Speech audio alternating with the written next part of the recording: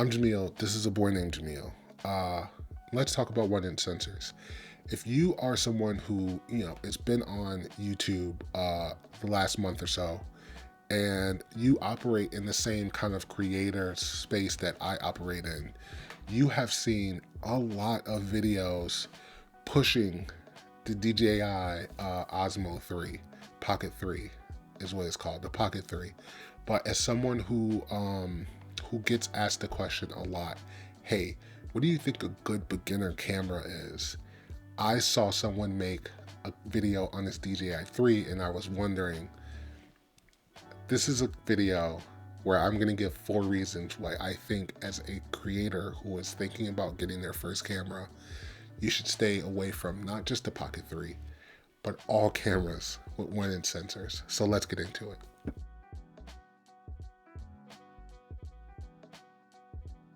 Reason number 1 is that you're not going to get the image that these people are telling you that you're going to be able to get. Historically, when creators make those kind of videos, especially when they say, I'm going to put this camera up against my $5,000 professional camera. You see it happen with camera phone videos and stuff like that. You see it happening with these 1-inch sensor cameras.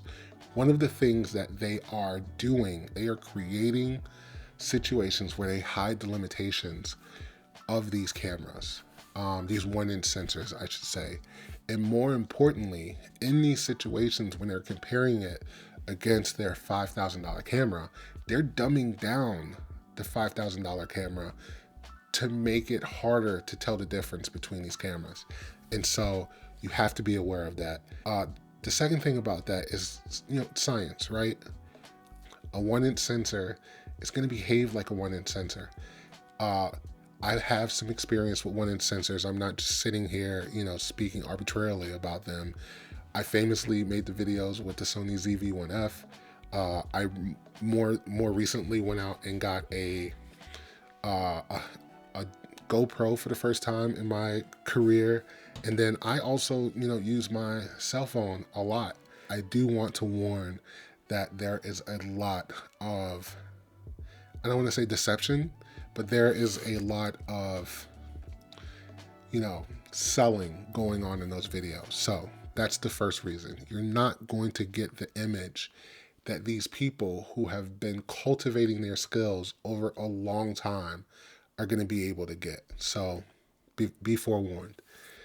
The second reason that I think that you should stay away from cameras with 1-inch sensors is because it's my hope that these people who are coming to me and asking me about, buying their first camera, it's my hope that their career will take them past social media, creating content for social media, right? So one of the things that I'm very proud of in my career is that I have been able to create and develop photo prints that I now know are hanging in the homes and the spaces of other people. One of the things that's very important to me is to be able to have physical assets from people who I respect and look up to. This is a print from Becky and Chris. You guys might know them. This is a print on a thank you card that they sent because I bought their book, Mozzie, that they put out.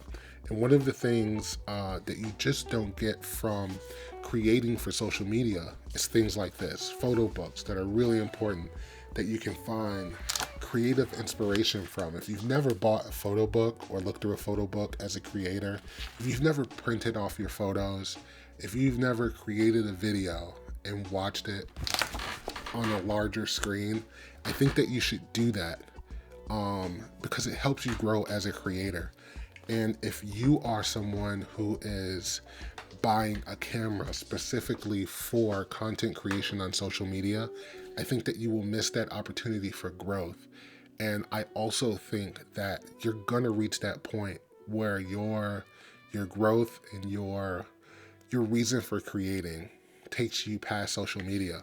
And so you won't have the proper tool to be able to help you do that. There's a lot of people who say, things like, to me, like, oh, I can make that photo with my cell phone. Well, if you're only viewing it through the lens of social media, then yeah, it might seem like you're able to. But when you go out and print off a 20 by 30 print, or if you go out and you gift someone a huge metal print like Jared Poland did for Peter McKinnon, you'll see the difference in the quality, and you just don't get that kind of quality from 1-inch sensors. Another argument that people hear and kind of cling to is that, you know, they'll see, you know, videos or commercials or things like, or they'll say something like, you know, made with an iPhone, but they don't necessarily understand that there's so much other things that go into making those videos or those presentations than just that 1-inch sensor. These are people who have cultivated that skill over a long time. And so just because they were able to create that thing with an iPhone or with a camera with a 1-inch sensor doesn't mean that you're going to be able to. And so I think that as you become a content creator, and then as you grow outside of, you know, social media, you have to be able to have the right tool to be able to do that. Reason number 3, why I don't think that you should buy a camera with a 1-inch sensor, is that they are designed to dumb us down.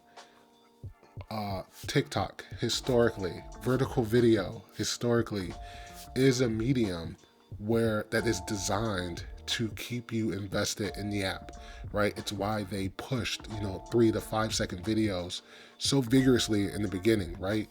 It's why they have, why they push Instagram Reels, right, to stay between 3 and 5 seconds before. It's to keep you invested, to keep you scrolling, and to keep you, you know, just moving through.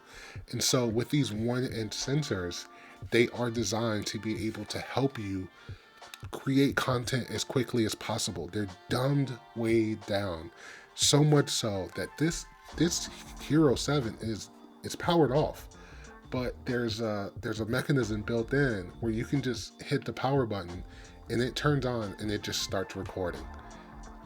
Nothing else. That's it, right? You just start recording and you get, you know, a video out of it. And because of the computational things that are happening in this GoPro, it's made to produce an image that is, you know, pleasant for you to view, or pleasant for other people to view, especially on social media. But again, if you were someone who is interested in creating the very best image, right? I have my studio set up to look the way that it looks on this A7 IV, right? I am using the tools that I have to produce the very best image that I'm able to produce with the skills that I have. Cameras with 1-inch sensors are not designed to do that. More importantly, no matter how much, you know, people tell you that you can get this image with this sensor, it's scientifically impossible. So they are just created to dumb you down. And you're going to reach a point where it's going to stymie your ability to get better. Which leads me into my 4th and final point, is that you're never going to get better at, you know, producing videos, producing photos. Your skills are never going to get better as a content creator if you are looking for the easiest and fastest ways to produce content. I watch a woodworking channel called 4 Eyes. And one of the things that I heard him say recently is that, hey, editor Jamil here, I am butchering this part of the video, trying to explain back what the guy from 4 Eyes said. So I'm just gonna let him say it. Okay, bye. Now, earlier in the video, I had mentioned how the original version of this piece always reminded me of the thing that I dislike most about making furniture on YouTube. And the reason that I said that is because every time I looked at that piece, it made me think about how unrealized it felt. To me, it always felt like it was a rough idea that I executed at a bare minimum level so that I could get the point across and make a video. And the reason that I did that is because at the time, I was led to believe that that's how you built a successful YouTube channel. by consistently and frequently uploading new videos. Actually, I just went and looked back because I was curious. And at that time, in a 25-day period, I put out 4 videos. Now, I'm not saying that YouTube was putting out that message, just the people who talked about YouTube. So that's what we all did. And I can tell you now, that advice is complete horseshit. Frequency and consistency are not key. Quality is key.